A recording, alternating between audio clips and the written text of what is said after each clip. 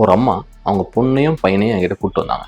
என்னன்னா, சரி எப்போ பார்த்தாலும் என்கிட்ட கோவப்பட்டுக்கிட்டே இருக்காங்க, நான் என்ன சொன்னாலும் செய்யவே மாட்டேங்கிறாங்க, எப்பயுமே வீட்டில் ஒரே சண்டையாக இருக்குது, எங்களுக்கும் அவங்களும் செட்டே ஆக மாட்டேங்குது, ஏதாவது பண்ணி இவ்வளோ சரி பண்ணி கொடுங்க, இதுதான் அவங்க என்கிட்ட சொல்லிட்டு வந்தாங்க. சரி ஓகே அப்படின்ட்டு ஹிஸ்ட்ரி டீட்டெயில்டாக பார்க்கும்போது அப்போ தான் தெரிஞ்சுது அந்த அம்மா வந்துட்டு ஓவர் பர்ஃபெக்ஷனிஸ்ட். இப்போ நம்ம எதை பற்றி பேச போகிறோம் அப்படின்னு கேட்டிங்கன்னா, அப்சசிவ் கம்பல்சிவ் பர்சனாலிட்டி டிஸார்டர். இதில் என்ன விஷயம் அப்படின்னு பார்த்தீங்கன்னா, ரொம்ப பர்ஃபெக்டாக இருப்பாங்க. இங்கே அம்மா என்னன்னு பார்த்தீங்கன்னா, வீட்டில் இருக்க எல்லா பொருளும் பர்ஃபெக்டாக இருக்கணும். அதாவது வச்ச பொருள் வச்ச இடத்துல இருக்கணும், எல்லாமே நீட்டாக இருக்கணும், கரெக்டாக இருக்கணும். ஃபார் எக்ஸாம்பிள் பார்த்தீங்கன்னா, ஷாம்பு இந்த இடத்துல இருக்குன்னா கரெக்டாக அந்த இடத்துல தான் இருக்கணும். ஒரு டேபிளில் வந்துட்டு ஒரு பென்சில்லாம் வந்துட்டு ஒரு ஸ்டாண்டில் வைக்கிறாங்கன்னா அதே ஸ்டாண்டில் கரெக்டாக அதுக்கு ஏற்ற மாதிரி தான் இருக்கணும். கொஞ்சம் மூவ் ஆகிருக்கக்கூடாது. புக்ஸ் எல்லாம் எங்கே வைக்கணும் அதே இடத்துல பர்ஃபெக்டாக இருக்கணும். அவங்களுக்கு இந்த மாதிரி இருந்தால் தான் அவங்களுக்கு பர்ஃபெக்டாக இருக்கும். ஒரு டவல் கூட வந்துட்டு ஒரு தப்பான இடத்துல ஒரு டைம் கூட அப்படி போட்டுக்கூடாது. அப்படி போட்டால் வந்து அவங்க ரொம்ப டென்ஷன் ஆகிடும், ரொம்ப கத்த ஆரம்பிச்சிருவாங்க, ஏன் இந்த மாதிரி பண்ணுறீங்க அப்படின்ட்டு. இந்த மாதிரி வந்து ரொம்ப பர்ஃபெக்ஷனிசம் அவங்க மெயின்டைன் பண்ணுற ஒரு ஆள். ஆனால் அவங்க குழந்தைங்க பார்த்தீங்கன்னா அவங்களுக்கு அதெல்லாம் கிடையாது. அவங்க பர்சனாலிட்டி வேறு, இவங்களோட பர்சனாலிட்டி கம்ப்ளீட்டாக வேறு. அதாவது அம்மாவுக்கு அப்சசிவ் பர்சனாலிட்டி இருக்குன்னா இவங்க அப்சசிவ் பர்சனாலிட்டி கிடையவே கிடையாது. இவங்களால வந்துட்டு அம்மாவோட கீப் அப் பண்றதுக்கு வாய்ப்பு இருக்கான்னு கேட்டீங்கன்னா கண்டிப்பா கீப் அப் பண்ண முடியும். அவங்க பின்னாடியே ஓடிக்கிட்டே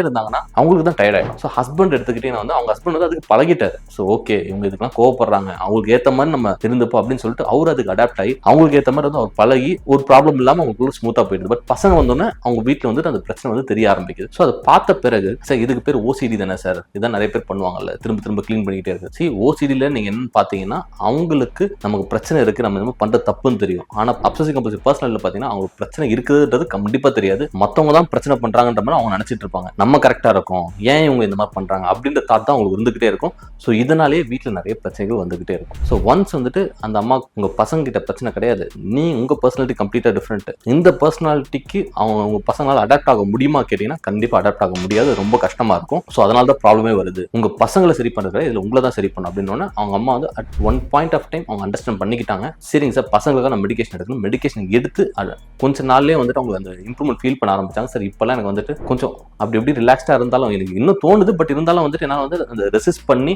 ஓகே ஃபைன் என்னால் ஃப்ரீயாக விட முடியும், இப்பெல்லாம் கோவம் பெருசாக வர மாட்டேங்குது அப்படின்ற அளவுக்கு அவங்க ஆகிட்டாங்க. ஸோ இதுல நீங்கள் என்ன புரிஞ்சுக்கணும் பார்த்தீங்கன்னா, பர்சனாலிட்டி ப்ராப்ளமாக இருந்தாலுமே சரி அது மற்றவங்களுக்கு இடையூறு காசு பண்ணலாம். ஸோ அதனாலே வீட்டில் ஃபேமிலியிலும் பிரச்சனை வரலாம், ஒர்க்லேயும் பிரச்சனை வரலாம்.